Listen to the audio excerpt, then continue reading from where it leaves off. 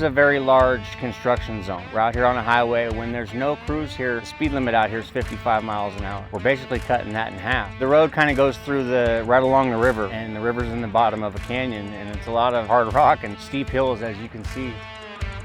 What I find most valuable about flagging is just being able to know that safety is in my hands and know that I am responsible for getting everyone who shows up, whether it's a car driving through, the flaggers, or any contractor that comes in and out of our work zone, they can get through, get their work done, and get home safely. So every morning we start off every site with a site-specific tailboard where we identify all the hazards, what the job entails for the day. That way everyone who steps foot on the job site is going to know what's going on, where all our safety equipment is, and what to do in case of an emergency.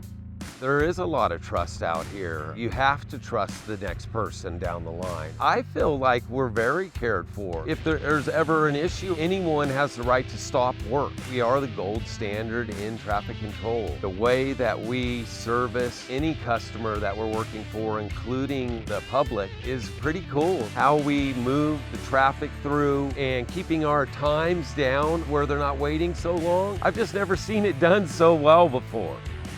Communication is key here at Pro Energy, and that is taken into full effect on these larger work zones. We have what we call a daisy chain, where the flagger at the top cannot reach the flagger at the bottom, so there's multiple flaggers in the middle to relay the message. As in, the pilot car is coming down with traffic, the last car is a blue Chevy, and then every stop in the middle, the flaggers call it out. That way you know if a car has pulled off, if they've added another vehicle. That way the entire pilot convoy can make it through top to bottom, bottom to top safely every single time. Just to be able to run a zone like this, everyone has to give 110%, and this is an almost 3-mile zone. So you have 12 to 15 flaggers here at all times with 10 different working crews. So to be able to manage that safely and get traffic through safely takes a huge amount of coordination between flaggers and the working crews.